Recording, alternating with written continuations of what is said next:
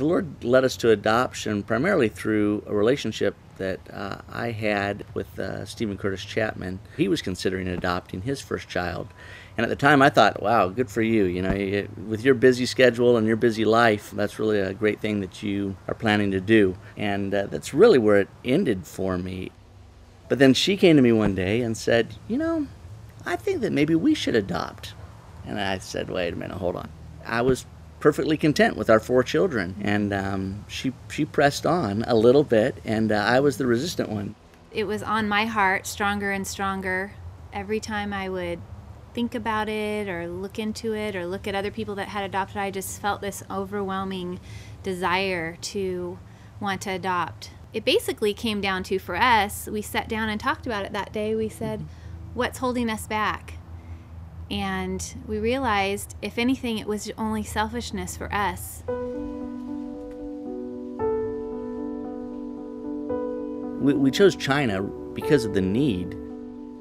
With the one-child law, there's all these little girls in the orphanages over there that really need, families and to be adopted. At the time we were adopting, it took 11 months, which is pretty quick, to get all the paperwork to go through and do all the things that we had to do here in the States and get all the approvals in China.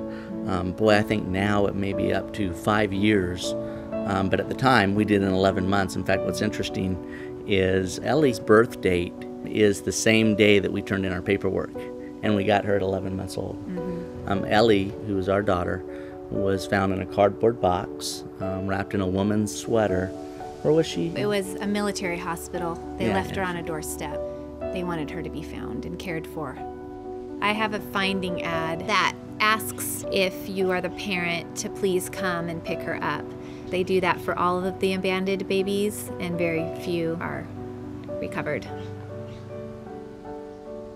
When we got her picture, we were all sitting around the breakfast table having breakfast, and they told us, the adoption agency, that they would be emailing the picture of our daughter that day.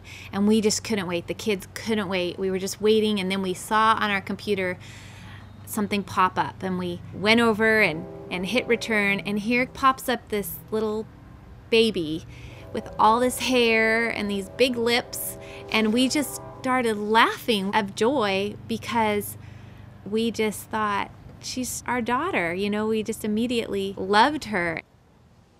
We really wanted the other kids to be a part of this, so it wasn't just Carrie and I going to China to pick up Ellie. So we took the whole family. We packed up all the kids as well as Carrie's parents, and we hopped on a plane and went to China, and we were with an adoption agency, and they really kind of had the whole thing set up, the itinerary. We landed in Beijing first, and the Chinese require that you understand Chinese culture. So we had to see all the classic sites, the Imperial Palace, the Summer Palace, the Great Wall. And then after that 4th day, we all split off, and 7 families went with us to Guangzhou to get their children. The day that she was going to arrive, we got up extra early. The kids were all excited. I think it was probably like 5 o'clock in the morning. They're like bouncing out the walls in the hotel going, today's the day, today's the day. There was just a kind of a nervous excitement of how this is all going to go down. What was she going to be like? Was she going to resist us? Was she going to cry when we held her? All those questions were in our mind. We went to a government facility, and they brought in the babies one at a time, and her nanny actually brought her in and handed her to us, and it was just unbelievable, the love that you feel immediately for this child that you've been praying for.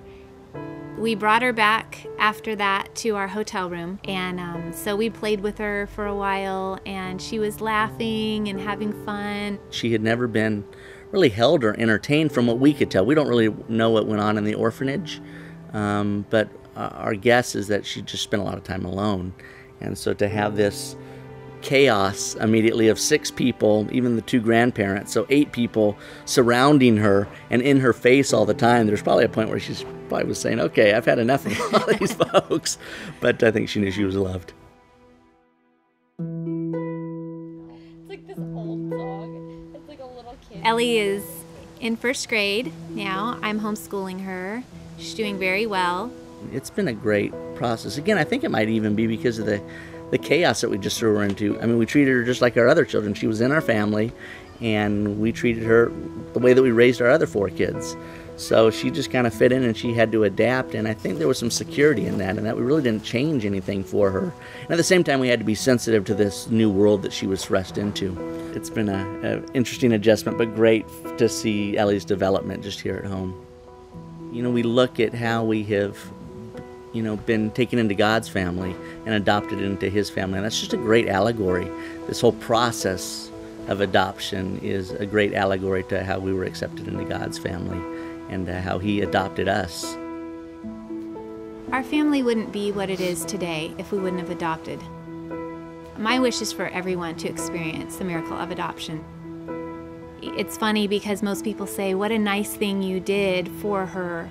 And at the same time, we feel like we're the ones that are blessed. It's truly blessed everyone in our family and our extended family and friends. It's an amazing journey. And it's kind of like God is saying, here's a great road to travel. You're going to get an amazing ride, and I want to take you on it.